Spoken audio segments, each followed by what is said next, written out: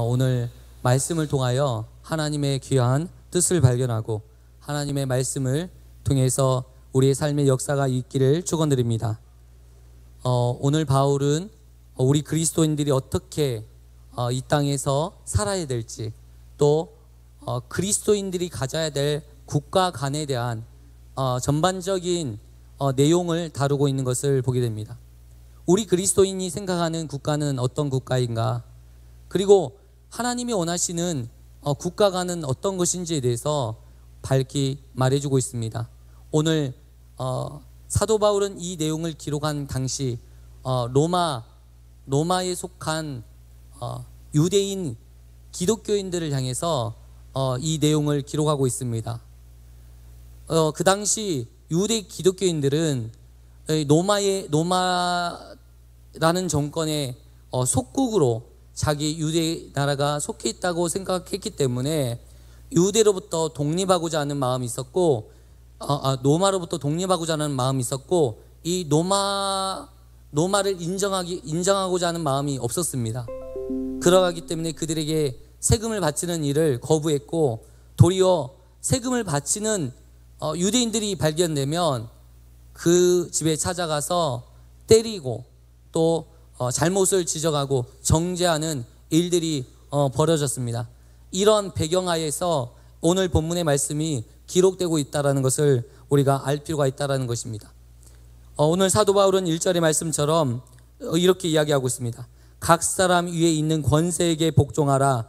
권세는 하나님으로부터 나지 않음이 없나니 모든 권세는 다 하나님께서 정하신 바라 라고 이야기하고 있는 것입니다.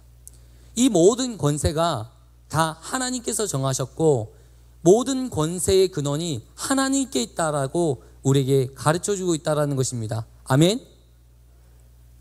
이들이 국가를 만들고 유지하고 있지만 실제로 이 국가의 권력을 부여해 주신 분이 하나님이라는 것입니다.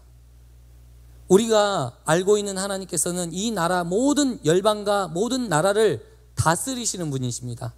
하나님을 믿든 믿지 않든 이 모든 나라를 다스리시고 이끄시는 분이 우리 주 하나님이시라는 것입니다. 아멘. 이 말을 우리가 이해할 필요가 있다는 것입니다. 여러분이 알고 있는 다니엘서에 보시면, 여러분 바벨론이라는 나라는 하나님을 믿지 않는 나라가 아닙니다. 하나님을 철저히 하나님을 믿는 사람을 철저히 괴롭히고 또 이스라엘을 멸망시켰던 나라가 바벨론 나라 아니겠습니까? 그럼에도 불구하고 그 나라를 다스렸던 분이 누구였습니까? 그리고 느부갓네살 왕이 그 입술로 고백하는 것이 이 모든 통치와 이 나라를 다스리시는 분이 하나님이심을 우리에게 가르쳐주고 있는 것을 보게 된다는 것이죠. 다니엘서 4장 17절의 말씀을 우리가 한번 보면 좋겠습니다. 이 다니엘서 4장 17절에 이렇게 말씀하고 있습니다. 그 내용 중에서 가장 중요한 내용이요, 지극히 높은 자가 인간 나라를 다스리시며 모든 인간의 나라들을 다스리시는 분이 계시는데 그분이 하나님이시다라고 고백하고 있는 내용을 우리가 보게 된다는 것입니다. 누가요? 느부갓네살 왕이 이런 고백을 하고 있는 것을 우리가 본다라는 것입니다. 세상 왕, 하나님을 전혀 모르는 그 왕이 하나님을 인정하고 이 모든 나라를 다스리고 계시고 그 나라의 주권자를 세우시는 분이 하나님이시다라고 고백하고 있는 것입니다. 여러분이 알고 있는, 그리고 나서 메데와 바사라는 나라가 만들어졌습니다. 그 이후에 헬라라는 나라가 만들어졌어요. 그 이후에 로마라는 나라가 만들어졌어요. 그러나 이 모든 역사의 과정 속에 누가 계셨죠? 하나님이 계셨다라는 것입니다. 하나님이 역사하고 계셨고 하나님께서 일하고 계셨던 것을 오늘 말씀을 통해서 우리가 알 수 있고, 또한 다니엘서를 통해서 우리가 알 수 있습니다. 다니엘이라는 사람을 하나님께서 선택하셔서 이 바벨론이라는 제국에서 총리를 지니고 메대 바사의 그 높은 자리에 올라서 그 나라를 다스리게 하시고, 또 역사의 현장 가운데 하나님의 이름을 드러나게 하시는 것을 우리가 볼 수 있다는 것입니다. 느부갓네살 왕이 나중에 어떻게 됐습니까? 그 노년에 하나님을 발견했습니다. 그리고 그가 그 하나님을 찬양하게 되는 귀한 역사가 일어나는 것을 우리가 볼 수 있었다라는 것입니다. 이처럼 하나님은 온 인류의 역사와 모든 가정 가운데 개입하시고 선하게 인도하신다라는 것입니다. 나는 불교 신자인데요. 그러나 그 불교 신자라 할지라도 그 사람 가운데 역사하시고 일하시는 하나님을 볼 수 있어요. 놀랍게 이렇게 생각해 보시면 됩니다. 나와 상관없이 하나님께서 일하시는 거예요. 내가 무슨 일을 열심히 했어. 그런데 그 또한 하나님께서 모든 섭리 가운데 이끄시는 것입니다. 여러분, 모든 권력자들, 우리가 대통령 선거를 통해서 대통령을 뽑습니다. 권력자를, 위정자들을 선출합니다. 그런데 이것이 다 우리가 선택한 것입니까? 우리가 투표는 했지만 이 투표를 통해서 하나님, 이 사람이 대통령이 되게 하신 분은 누구신가요? 하나님이시라는 것입니다. 우리의 마음을 주장하시고 국민들의 마음을 이끌으셔서 대통령이 되게 하시는 분이 하나님이시라는 거예요. 오늘 사도 바울은 이것들을 인정해야 될 필요가 있다, 우리에게 가르쳐주고 있습니다. 우리 그리스도인들은 하나님께서 모든 것들을 행하시고 일하신다는 것들을 믿으며 이러한 일들의 문제에 있어서 하나님의 주권을 믿어야 된다라고 이야기해주고 있는 것입니다. 여러분, 우리 손으로 뽑은 대통령이 내가 뽑지 않았다고 인정하지 못한다면 민주국가에서 어떻게 민주시민으로서 살 수 있겠습니까?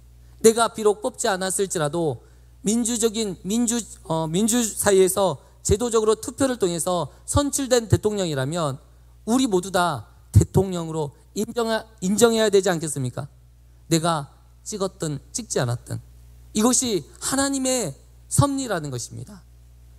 정상적인 법적인 절차에 의해서 진행된 이 모든 것들은 하나님의 섭리이고 역사라는 사실을 우리는 믿어야 될 필요가 있다라는 것입니다. 아멘. 이 모든 오늘 이제 본문에 보니까요, 각 사람 위에 있는 권세들에게 복종하라. 이 권세, 오늘 이 권세자들에게 이야기하는 것입니다. 이 모든 권세자들 위에 계시는 누구요? 하나님이 계시다. 이 권세의 중앙에 하나님이 계시고 이 권세자들에게 이 권세를 부여하신다. 하나님의 역사하시는 거, 일하시는 방법이 있는데 이 세상을 다스리시는 원리 중에 하나가 바로 이런 원리를 가지고 일하신다라는 것입니다. 어떠한 원리입니까? 하나님께서는 직접적으로 하나님께서 역사하시고 개입하시고 절대적인 주권을 행사하시기도 하십니다. 그리고 권세를 사용하십니다. 또한 나라를 다스리는 일에는 간접적인 권세를 위임해서 그 사람을 통해서 왕이나 제도를 통해서 나라를 다스리도록 하나님께서 간접 위임을, 권세를 허락하여 주셨음을 우리가 알 수 있다는 것입니다. 그래서 여러분이 인정하실 수 있고 인정 안 하실 수도 있지만 그렇게 그 원리로 이 나라가 만들어지고 유지되고 있습니다. 그리고 그 나라가 다스려지고 있습니다. 오늘날에 수많은 나라들이 있습니다. 그러나 그 모든 나라가 결국은 하나님의 역사하심 가운데 인도함을 받고 있다라는 사실을 꼭 기억하셨으면 좋겠습니다. 역사의 주관자이신 하나님의 인도하심에 따라서 움직여지고 있다는 사실을 믿으시는 저와 성도님 되시기를 축원드립니다. 이 모든 것이 하나님의 권세로부터 나오는 힘이라는 것입니다. 그래서요, 이 국가는 국민을 보호하고 있습니다. 사회의 질서를 유지하고 있습니다. 보니까 이 국가라는 것들을 통해서 오늘 여기 본문에서 나오는 이 권세는 어떤 한 개인의 그리고 한 어떤 위정자를 가리키는 것보다는 한 정부 기관을 가리킵니다. 나라 공동체를 가리키는 것입니다. 이 나라 공동체는요, 가장 첫 번째로 국민을 지키고 보호하는 일을 합니다. 두 번째로는 이 국민을 국민에게 국민의 재산과 재산을 보호하고 또 질서를 유지하는데 국가가 온 힘을 집중하고 있습니다. 하나님께서는 이러한 질서를 통해서 이 국가를 유지하고 또 하나님의 백성들이 그 안에서 살 수 있도록 역사하시는 것을 보게 된다는 것입니다. 아멘. 예수님께서 이런 말씀을 하십니다. 하나님의 것은 하나님에게로, 가이사의 것은 가이사에게로. 이제 세금을 유대인들이 물어오니까 하나님, 내가 가이사에게 세금을 바치는 것이 옳습니까? 라고 물어보는 그에게 이렇게 대답하시는 거예요.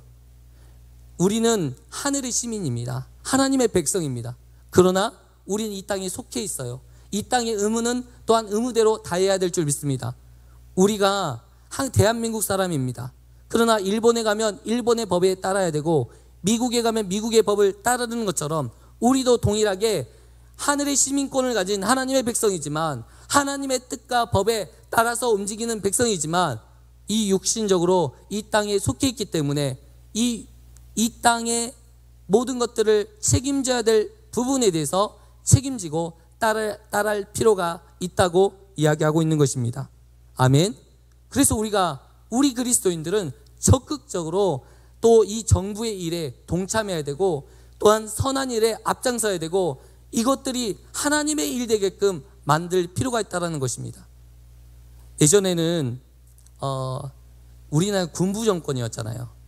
박정희, 노태우, 전두환, 이 군부 정권이 우리나라를 다스렸을 때 이 악의 정권이다. 그래서 이 정권에 대해서 대항을 많이 했고 또 우리가 반발을 많이 했습니다. 그러나 그 정권이었음에도 불구하고 하나님은 여전히 살아계시고 역사하셨고 일하셨다는 것을 우리는 인정할 수밖에 없다는 것입니다.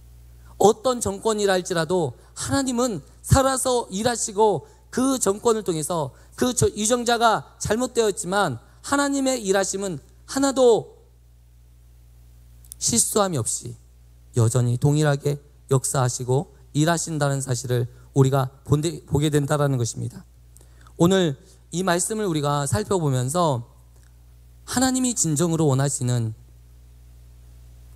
위정자의 모습이 무엇인가, 그리고 하나님이 원하시는 성도가 또 이 국민으로서 어떻게 살아야 되는지에 대해서 귀하게 알아보는 시간이 되었으면 좋겠습니다. 우리가 알고 있는 이 다윗 왕에 대해서 알아보고자 합니다. 누구보다도 왕의 위치에서 자신의 신분을 제대로 인식했던 사람입니다. 다시 말해서 위정자로서 또한 권세자로서 자기의 이치를 정확히 알고 정확히 행동했던 왕이 바로 다윗 왕이었습니다. 하나님이 원하시는 왕이죠. 가장 기뻐하시는 왕이었어요. 그가 어떻게 살았는지 오늘 우리가 알아보면서 우리의 모습, 또 우리가 정말 통치자로 다스리는 자로 서게 됐을 때 정말 다윗과 같이 멋지게 서가시는 저와 성도님 되었으면 좋겠습니다. 다윗 시대에 가장 부강한 군대 그리고 나라를 만들었습니다. 유대 민족은 한 번도 그 부강한 나라를 만들어 본 적이 없었습니다. 그런데 다윗 시대에 이르러서 가장 강력한 국가를 만들었습니다. 그 당시 정규군만 해도 130만 명이 넘는 큰 군대를 지니고 있었습니다. 그 당시 130만 명이라는 군대는 어마어마한 군대입니다. 30만 명만 있어도 한 나라를 점령하고 침공하고 차지할 수 있을 힘이 있었습니다. 그런데 130만 명이 넘는 이 군대가 있음에도 불구하고 다윗은 하나님이 정하신 이 나라 말고 다른 나라를 침공한 적이 없습니다. 그리고 그는 하나님께서 기름 부어 주셨고 세웠는데 기회를 잡을 수 있는, 자기가 왕이 될 수 있는 기회가 수없이 있었지만 그 기회를 잡지 않습니다. 왜요? 하나님이 절대적인 주권에 의해서 자기를 왕으로 세울 때까지 자기가 스스로 그 기회를 만들지 않고 있다는 것을 우리가 볼 수 있다는 것입니다.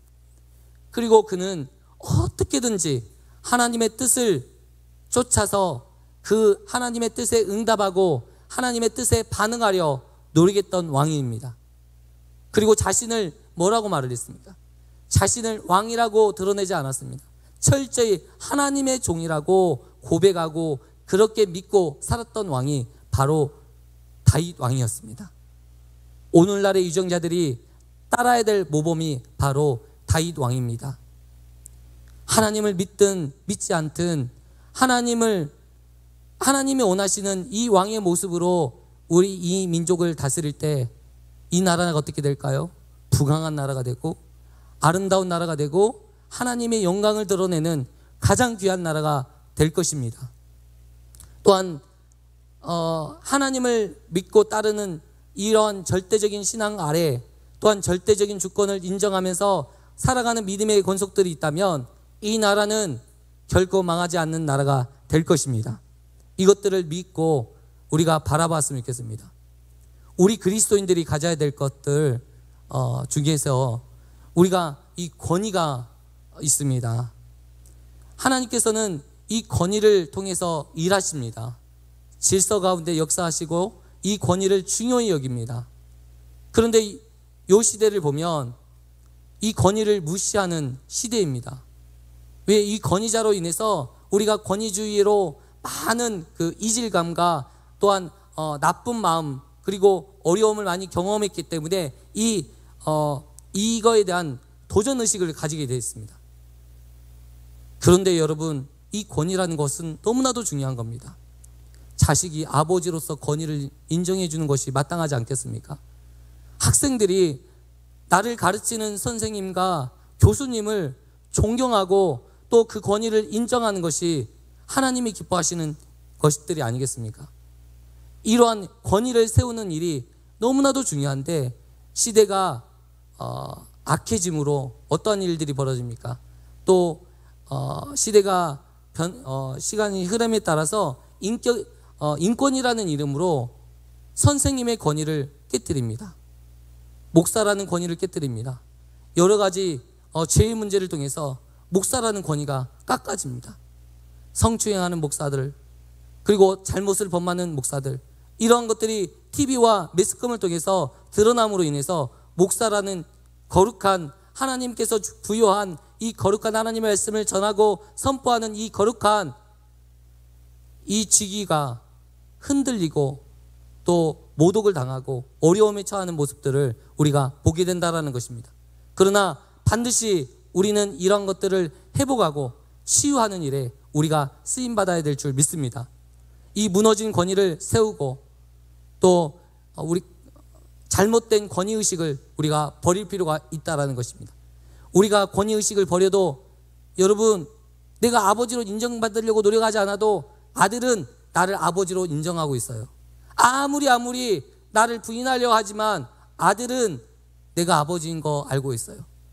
이 권위는 하나님께서 주신 권위이기 때문에 아무도 침범하지 못할 줄 믿습니다. 선생님이라는 권위도 마찬가지입니다. 하나님께서 스승이라는 권위를 통해서 우리에게 일하셨기 때문에 스승의 권위를 아무도 해하지 못합니다. 그러하기 때문에 우리가 권위주의를 내려놓고 우리가 섬긴다면, 그들을 섬긴다면 이 권위가 더욱더 아름답게 빛날 줄 믿습니다. 그런데 사람들에게 이 권위의식으로 인해서 상처를 받음으로 인해서 권위적인 태도로 너는 나보다 낮아, 나는 너보다 높은 지위야, 이런 마음의 가짐으로 마음에 상처를 주므로 이 권위를 대적하는 일에 쓰임받는 사람들이 생겨나고 있을 때 참으로 마음이 아프다라는 것입니다. 그러나 이 모든 일들 하나님께서는 이 권위를 통해서 하나님께서 일하시고 역사하고 계심을 여러분 믿으시기를 바랍니다. 또한 오늘 본문 4절의 내용을 보면요, 하나님께서는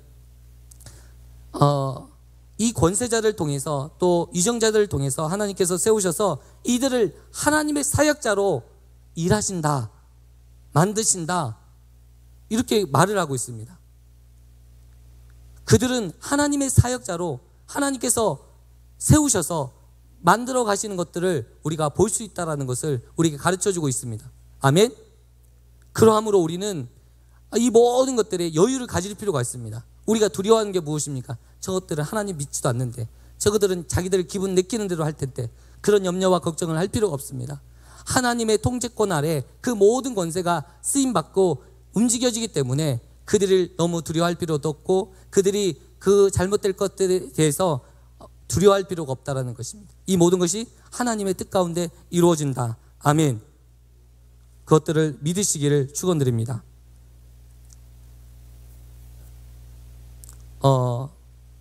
혹시 우리가 성경을 공부할 때 마귀는 긴장한다고 합니다. 그런데 우리가 권위에 순종할 때, 또한 권위에 우리가 따를 때, 복종할 때 마귀는 두려워 떤다고 이치마니는 이렇게 이야기하고 있습니다. 우리가 권위에 순종하고 순복할 때 마귀는 두려워 떤다. 아멘. 여러분이 이 모든 권위를 인정하는 그 순간부터 하나님께서 역사하시고 하나님께서 여러분의 삶 가운데 놀라운 일들을 행하실 줄 믿습니다. 아멘. 그러면서 오늘 이 사도 바울이 이렇게 이야기하고 있습니다. 권세자들에게 복종할 뿐만 아니라 이 권세자들이 우리를 위할 것에 대한 두려움으로 그 진노 때문에 복종하는 것이 아니라 하나님께서 우리에게 주시는 이 양심을 가지고 그들에게 양심에 따라 복종해라. 그리고 선한 일을 실천하는 일에 힘쓰라. 이렇게 이야기하고 있습니다. 많은 그리스도인들이 로마 제국 하에서 핍박을 당했습니다. 때로는 음행하는 자, 때로는 사람의 피를 빨아먹는 사람, 그리고 온갖 가진 술수와 온갖 조롱의 말로 기독교인들을 핍박하였습니다. 그런데 그 기독교인들이 카타콤 동굴에 숨어 있으면서 그들이 한 게 있습니다. 끝까지 선한 일에 충성을 하고 믿음을 지키고 끝까지 하나님의 일들을 감당했다라는 것입니다. 이러한 모습으로 인해서 훗날에 많은 사람들이 하나님을 알게 되고 또한 기독교인에 대한 오해를 풀어내는 일들이 벌어졌다라는 것입니다. 오늘 우리가 해야 될 일이 무엇인가요? 이 시대 가운데 살아가고 이 시대 가운데 하나님의 백성들로 살아갈 때 우리가 어떤 일을 해야 될까요? 선한 일, 그리고 하나님의 나라를 세우는 일에 우리가 헌신하고 힘을 써야 될 줄 믿습니다. 그러할 때 하나님께서 우리에게 귀한 믿음의 역사를 베푸십니다. 또한 우리가 가져야 될 것 중에 하나가 죄의식을 가져야 됩니다. 하나님의 사람들에게 가져야 될 것, 죄의식입니다. 죄를 인식할 수 있는 능력이 있어야 됩니다. 내가 죄를 범하는 때 이 죄에 대한 감각이 있어야 됩니다. 죄를 범하였음에도 불구하고 내가 죄를 범하였는지 이 죄에 대한 감각이 없었을 때 우리는 이 영적인 기준, 이 선한 능력이 박탈당하고 그리스도인으로서 성도로서 살아갈 수 없게 됩니다. 이 죄의식이 무너지면 이 사회가 혼돈에 빠지게 됩니다. 그래서 그리스도인들은 이 죄의식을 가지고 늘 선하게 또 의롭게 살아가는데 힘써야 된다는 것을 우리에게 가르쳐주고 있습니다. 오늘 우리가 이 생각들을 할 때에 내가 이 국가에 대해서 어떠한 일을 해야 될까? 내가 이 국가의 권세를 인정하고 따라야 될 모습이 있고 또 이 국가가 잘못된 길을 갈았을 때 하나님의 뜻에 어긋난 길을 갔을 때 그 일을 놓고 기도하고 좋은 대안을 제시하고 우리가 함께 중보할 필요가 있음을 꼭 기억하셨으면 좋겠습니다. 오늘 우리가 함께 이 말씀을 붙잡고 기도의 자리로 나가셨으면 좋겠습니다. 하나님, 이 나라와 권세를 주관하시는 분이 하나님이신 줄 믿습니다. 내 인생의 주관자도 하나님이신 줄 믿습니다. 하나님, 이 모든 권세를 내가 인정하고 다윗과 같은 하나님을 늘 신뢰하고 바라보고 또한 하나님의 절대 주권을 믿고 내가 순복하는 하나님의 백성 되게 하여 주시옵소서. 모든 권세 앞에 내가 순복하기를 원합니다. 하나님께서 내게 주신 모든 질서 가운데 내가 질서를 따라 행하기를 원합니다. 이렇게 고백하면서 하나님 앞에 나가셨으면 좋겠습니다. 우리 다 같이 기도하겠습니다. 하나님 아버지 감사합니다. 하나님 아버지, 오늘 우리의 삶이 하나님 믿음으로 새롭게 되어지게 하여 주시고 하나님의 창조의 질서 가운데 하나님을 순종하며 따라가는 저와 성도님 되게 하여 주옵소서. 하나님 아버지 감사합니다. 오늘 귀한 말씀을 통해서 우리들의 모습을 보게 하여 주시고 하나님 앞에 나갈 수 있도록 인도하여 주시니 감사합니다.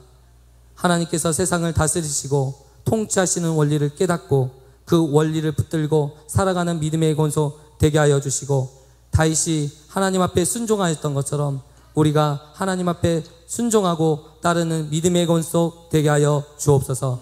사랑이 많으신 예수님의 이름으로 기도드리옵나이다. 아멘.